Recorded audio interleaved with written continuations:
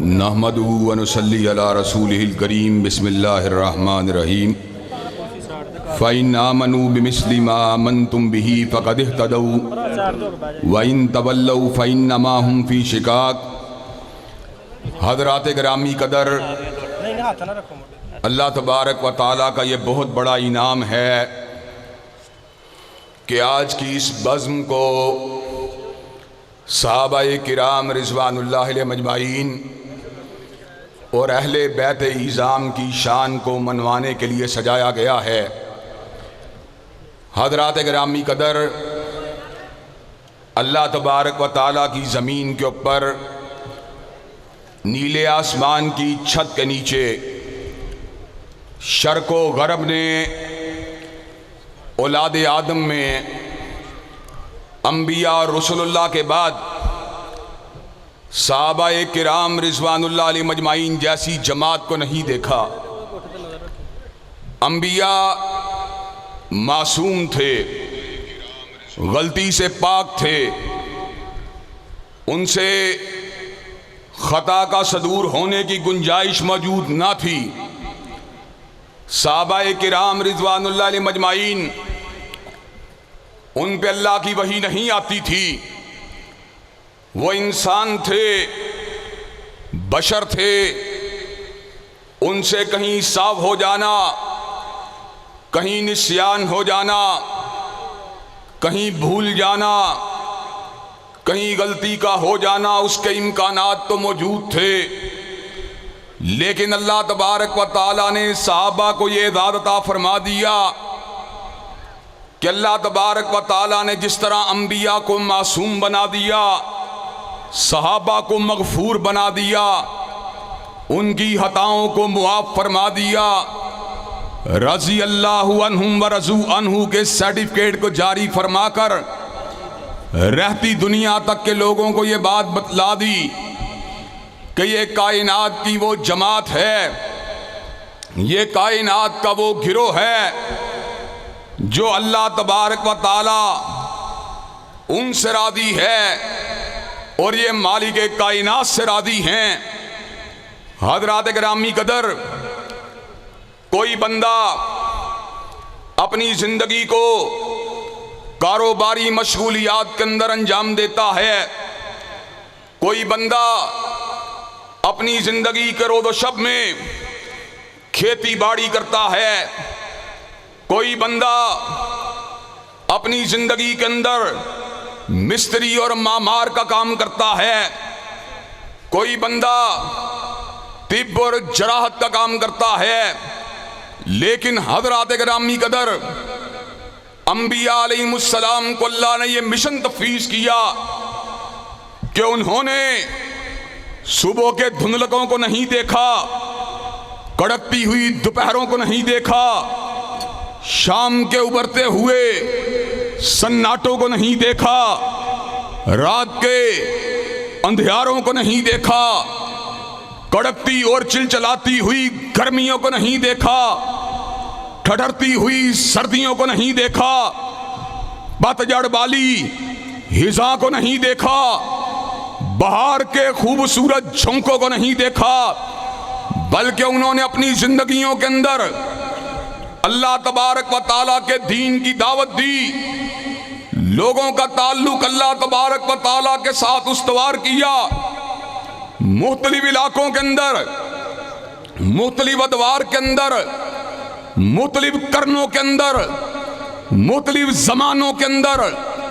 انبیاء علیہ السلام آتے رہے، اپنی اپنی اقوام اور اپنے اپنے عہد کے لوگوں کی رہنمائی کے فریضے کو انجام دیتے رہے۔ اللہ نے اعلان فرما دیا وَلَقَدْ أَرْسَلْنَا نُوحًا إِلَىٰ قَوْمِهِ، نوح بڑے تھے، اپنی قوم کے بڑے تھے، وَإِلَىٰ عَادٍ أَخَاهُمْ هُودًا، اللہ نے قوم عاد کی طرف سیدنا ہود کو مبعوث فرما دیا، وَإِلَىٰ ثَمُودَ أَخَاهُمْ صَالِحًا، سمودیوں کی طرف جناب صالح کو مبعوث فرما دیا، وَإِلَىٰ مَدْيَنَ أَخَاهُمْ شُعَيْبًا، قوم مدین کی طرف سیدنا شعیب کو مبعوث فرما دیا، جناب موسیٰ، جناب ہارون، جناب داؤد، جناب سلیمان،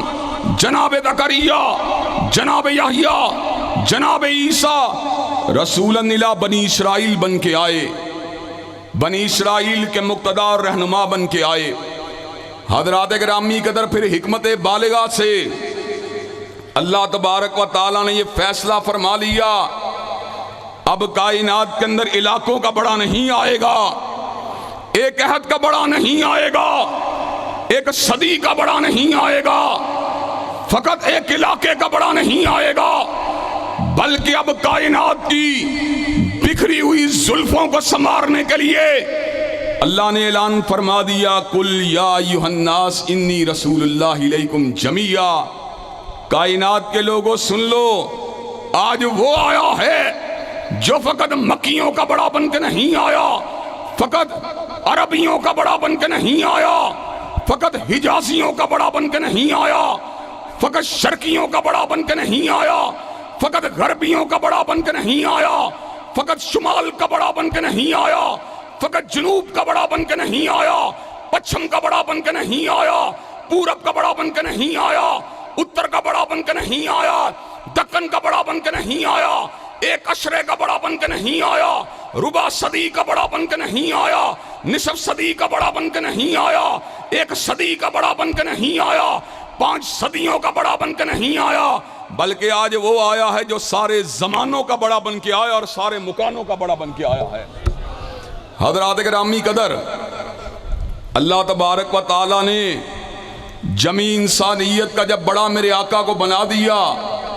تو سر کے اوپر تاج امامت و نبوت رکھنے کے ساتھ ساتھ تاج ختم نبوت کو بھی سجا دیا اور اس امر کا اعلان فرما دیا، ما کان محمد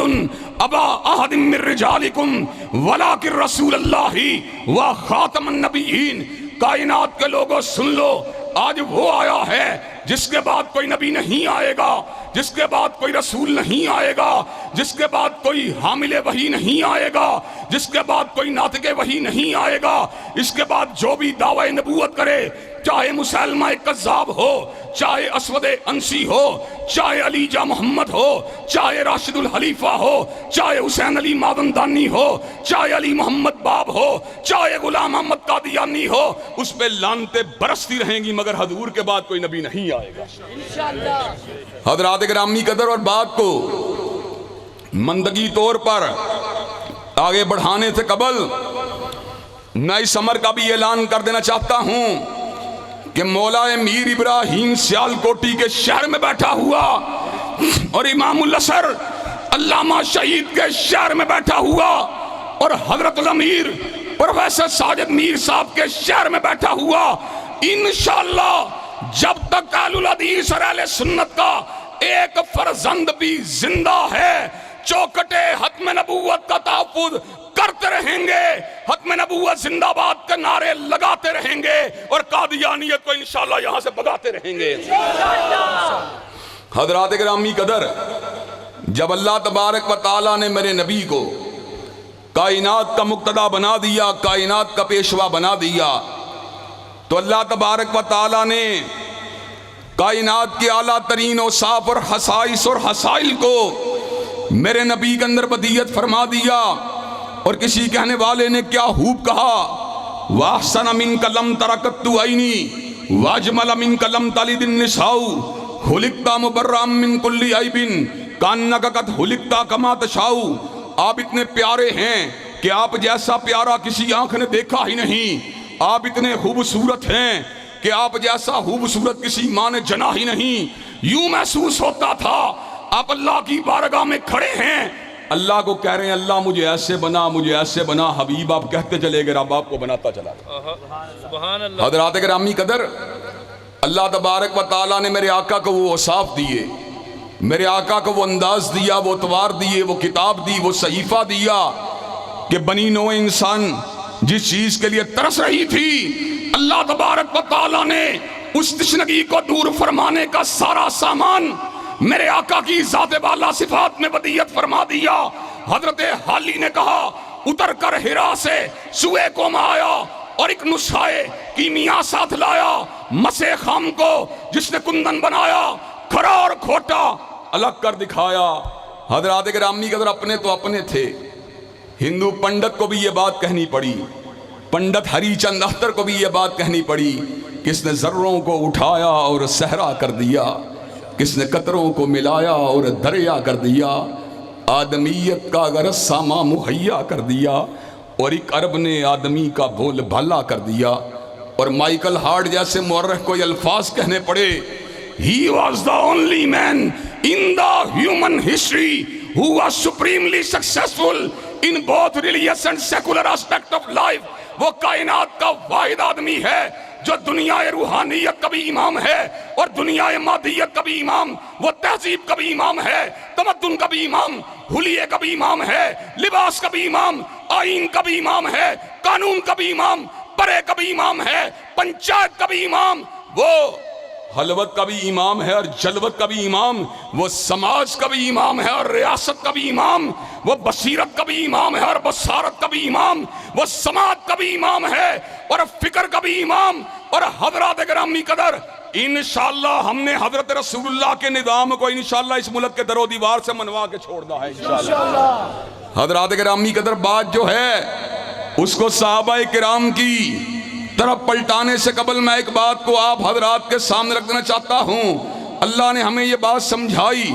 لَقَدْ كَانَ لَكُمْ فِي رَسُولِ اللَّهِ أُسْوَةٌ حَسَنَةٌ، تم لوگوں کے لیے رسول اللہ کی زندگی بہترین نمونہ ہے۔ گویا کہ اللہ تبارک و تعالیٰ نے ہمارے قائد اعظم سے، ہمارے مرشد اعظم سے، ہمارے مخدوم اعظم سے ہمارا تعارف کروا دیا، پیغمبر اعظم سے ہمیں ملوا دیا۔ کائنات کا سب سے بڑا ہادی، کائنات کا سب سے بڑا رہنما، کائنات کا سب سے بڑا پیشوا، کائنات کا سب سے بڑا مقتدا، کائنات کا سب سے بڑا لیڈر، کائنات کا سب سے بڑا ریفارمر حضرت رسول اللہ کی ذات قدس ہے۔ حضرات گرامی قدر حضور علیہ السلام کے نقش قدم کو اللہ تبارک و تعالیٰ نے جنت کی راہیں بنا دیا، آپ کے انداز و اعتبار کو ہمارے لیے نشان منزل بنا دیا۔ لیکن حضرات گرامی قدر اللہ تبارک و تعالیٰ نے ایک بہت بڑا کرم فرمایا۔ اللہ تبارک و تعالیٰ نے جس طرح مقتدا کا پتہ دیا، ہادی کا پتہ دیا، رہنما کا پتہ دیا، لیڈر کا پتہ دیا، ریفارمر کا پتہ دیا، اسی طرح اللہ تبارک و تعالیٰ نے ہمارے سامنے مقتدیوں کے انداز کو بھی واضح فرما دیا،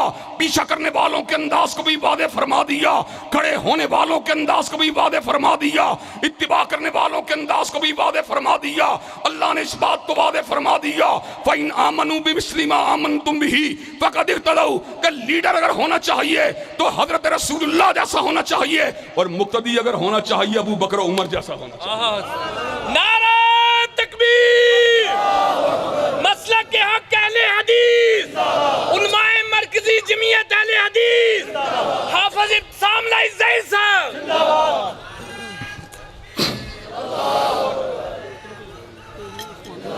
حضرات گرامی قدر اللہ تبارک و تعالیٰ نے ہمیں اس جماعت کا پتہ بتلا دیا جس جماعت کا انداز اتباع اللہ تبارک و تعالیٰ کی نظروں کے اندر مقبول و منظور ہے۔ اللہ تبارک و تعالیٰ نے اس امر کا اعلان فرما دیا، جن کے دلوں کے اندر بیماریاں ہیں، جن کے دلوں کے اندر نفاق ہیں، اللہ تبارک و تعالیٰ فرماتے ہیں جب ان کو یہ بات کہی جاتی ہے وَإِذَا قِيلَ لَهُمْ آمِنُوا كَمَا آمَنَ النَّاسُ، جب ان کو کہا جاتا ہے حضور کی پیروی کرنے والوں جیسا ایمان کو لے کے آؤ، تو یہ بات جواب میں کہتے ہیں اَنُؤْمِنُوا كَمَا آمَنَ السُّفَهَاءُ، کہ ہم بے وقوفوں جیسا ایمان لے کے آئیں۔ معاذ اللہ ثم معاذ اللہ، جس کی نظروں کے اندر صحابہ کا ایمان بے وقوفوں جیسا ہے، اللہ تبارک و تعالیٰ نے اس امر کا اعلان فرما دیا، الا